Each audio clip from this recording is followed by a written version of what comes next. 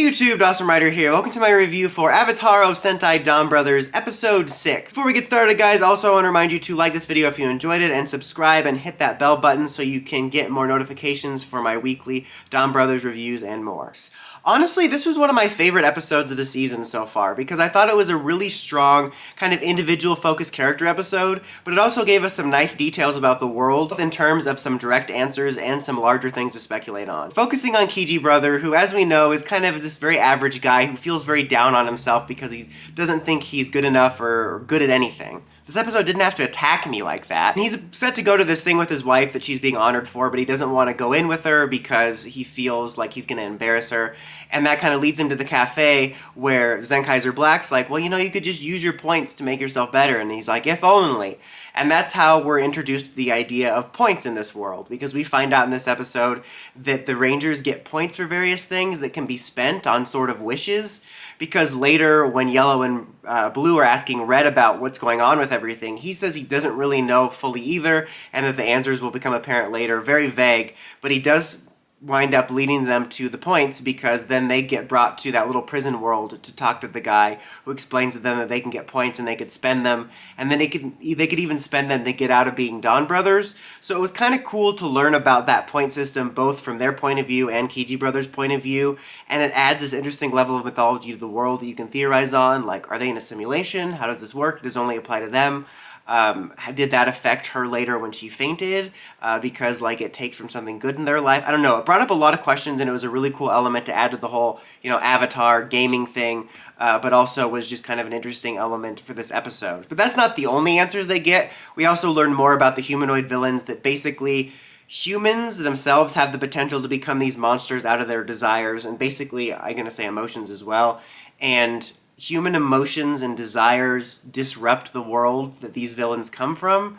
So when the emotions run out of control, they put a stop to it because it disrupts them. However, they're also unlocking it in some people because they're curious about it, because they go around later and are curious about human emotions, and they specifically start unlocking this potential in humans.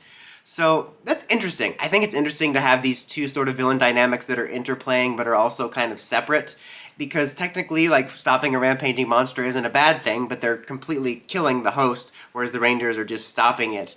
I get a feeling that's definitely going to head to at least some of these human villains getting a redemption arc later, which I'm fine with so long as it's not all of them. Like, we already had the redemption arc with Stacy last year. I'm kind of hoping, like, one or two of them maybe finds a bit of humanity through this, but then, like, at least one of them kind of stays strict to their ways, and, like, the more they learn about humanity, they think, like, no, humans are the worst, or whatever, and stick to being a villain. I just don't want to see all three of them redeemed because they're human. Or, you know, played by human actors. But I thought that was interesting, and it was kind of cool that within this we got some direct answers about how and why the villains work, but we also have some sort of vagueness. We kind of can leave to speculation and kind of make some interesting, almost mystery about how this is all interconnected, from the villains to the points to the Sentai gears and the whole video game aspect of it. Kiji Brother effectively ends up spending points and becomes kind of a successful douche, but it's not like the points turn him into a douche. It gives him success and skill, which kind of brings out a more douchey aspect of his personality, and again, it results in his wife, like, passing out. They don't say it in the episode, but I think is related to him somehow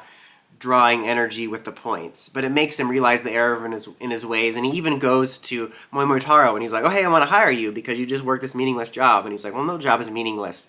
And then later, when she passes out, he wants to challenge Moimotaro, like he somehow thinks that besting Moimotaro will make him good enough that his wife will wake up from a coma, which is probably the only thing I didn't like about this episode, because I hate that Toku logic of, I want to surpass you and be better in the fight. This is stupid. Especially since I forgot for a moment he doesn't know, at least for that moment, that Moimotaro was the Red Ranger, so I thought, like, okay, so he thinks fighting him in the game will make him better, but he doesn't. He just wants to surpass him for stupid reasons.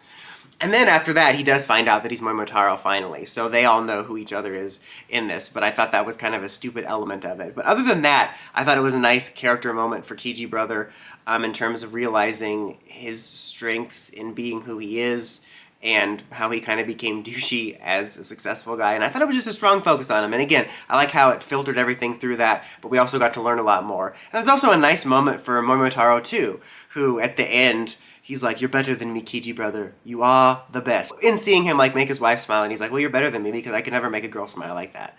Again, this episode didn't have to attack me. Point is, it had some really nice character moments. And then within the fight, we do defeat the monster of the week, who is this outraged hospital worker, and she turns into the Zyuohger monster. They get the Zyuohger gear, which this time goes directly to Don Momotaro. It doesn't get filtered through Zenkaiser Black, which is interesting. And he immediately uses it. We don't have the thing where it sets up for next week him using it, and we use the Zyuohger Alter, which, you know, is fine. I still think there was a much cooler direction they could have gone for these alters. And I don't know why they wanted to make them small. Does it cost that much more to make them human-sized? Like, just edit, free transform. Oh, blew the budget. I think if they were just kind of almost a battleizer-y, robot-y power-up, it would be cooler. But it's just funny to me to have the big climax of the episode be this little beat-em-on fighting and winning the battle. I thought it was a good episode. I really enjoyed it. I'm going to give it a 4 out of 5. Strong character episode, primarily for Kiji Brother, but a nice little nugget more of Momotaro development, which makes me like him a little bit more, because he is that very much like a good at everything Red, but that good at everything Red is actually his greatest flaw, which makes him kind of interesting. And also, again, I think the best thing about this episode is it was a really strong character episode, but it taught us more about the world. And this is the first time in a while I've been legitimately interested in the sort of mystery of everything going on. I feel like it's not an outright mystery, but there's a lot I'm really curious about, again, about the inner workings of the world and how it relates to the Sentai Gears and how it relates to Zenkaiger, quite frankly. Anyways, guys, that's about it for this one. Until next time, like, comment, subscribe, and climb the steps and ring that bell. See notifications for my videos. Dawson Ryder, signing out.